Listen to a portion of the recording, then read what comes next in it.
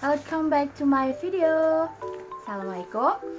How are you guys? I hope always you're happy, healthy, and stay happy kyowo. Okay, today I want to review or present of the extensive reading assignment, namely about a reference book with the title An Introduction to Literature for Study by Maria Klarer.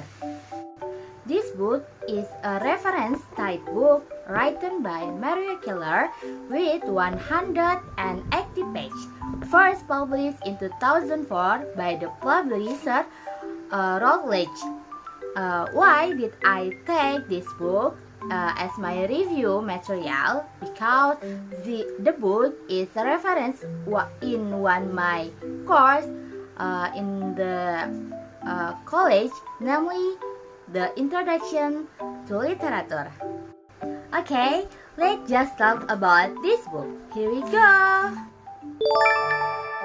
This book itself has 8 chapters in it. Here are the chapters. First chapter. What is literature? What is text? And for the sub-chapter of chapter 1, there is 1. Genre, text type and discourse. 2. Primary and secondary discourse. 2 chapter, major genre in textual studies. And for the sub-chapter of chapter 2, there is 1. Fiction.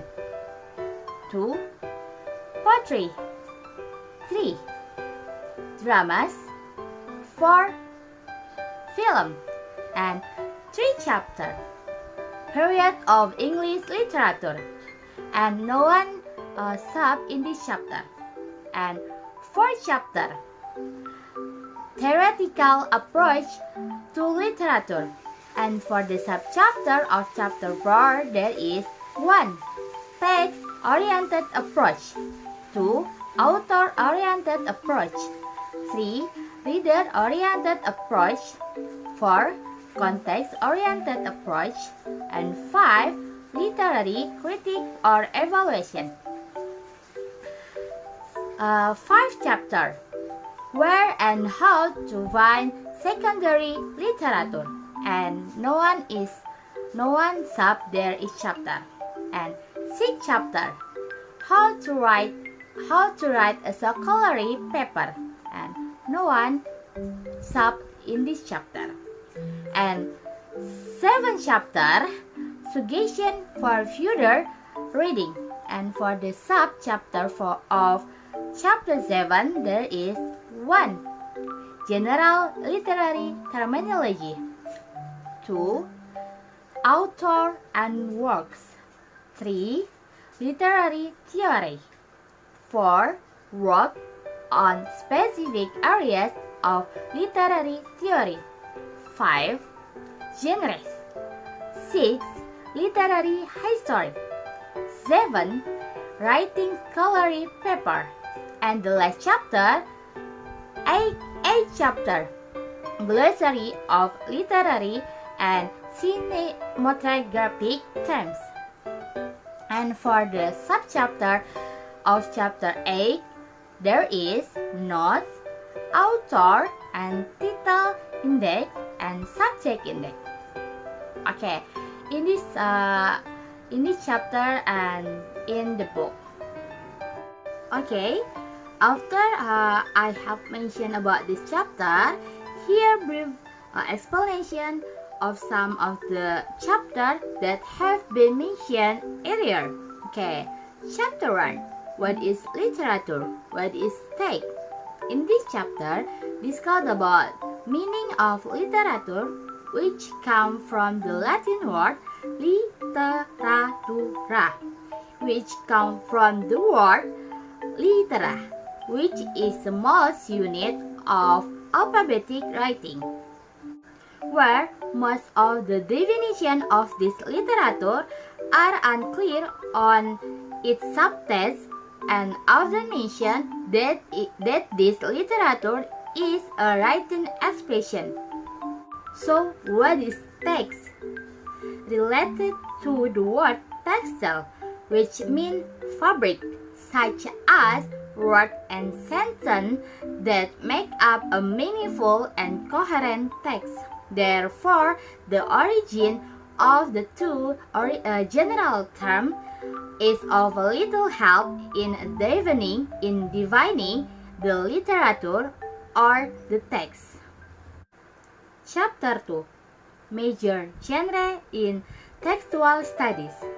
In this chapter, we will discuss about various genres of the text in textual studies, where the classification of literature in different genres is one of the main concerns in literary theory.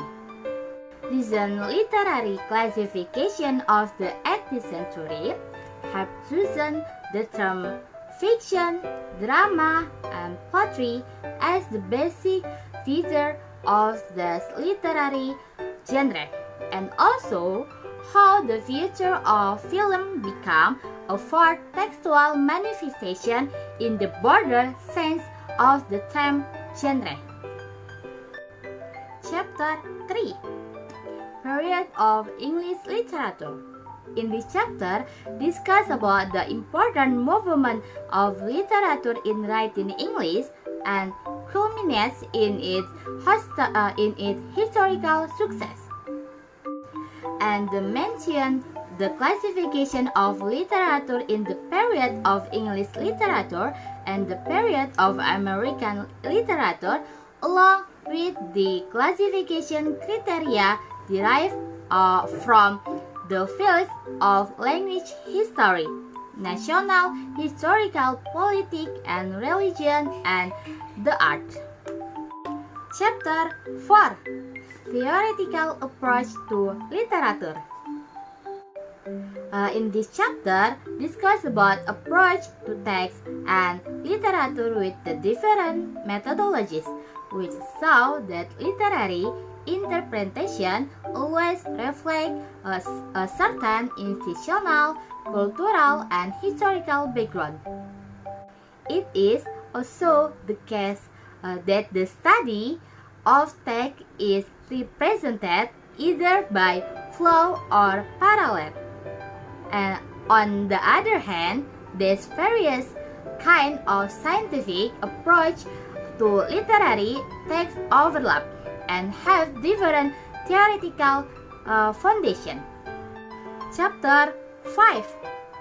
Where and how to find secondary literature. In this chapter, we will discuss about where and how to find secondary literature. It is very easy in this revolutionary internet era, where we can find various kind of secondary literature, but very careful each word choice. But despite its clear advantage, this new tool we call the internet is very limited in serving literary studies, and it is unfortunate that the importance of awareness with its limitation has not been maximally used for scientific work. Chapter 6. How to write a scholarly paper. In this chapter, we will discuss about how we write in school paper writing, such as essay writing or paper. Not a critical requirement or tool. What will be discussed in this section in regarding the structural organization of the research paper to be written. How to most important it should be organized and content such as introductory paragraph, main section, and conclusion with a logical arrangement. Chapter 7. Suggestion for further reading. In this chapter, discuss about further suggestion for reading, where we'll be informed of work that serve as basic study and become reference book in the field of English literature, most of which can be found in university department library. However, this list is not meant to be comprehensive. And the last chapter, Chapter 8, Glossary of Literary and Cinematography Terms. In this chapter, we'll be taught about terms in literary criticism and film studies that we can use a part, a brief reference, or a way to know our knowledge, with number referring to pages of text where each term will be discussed to more detail.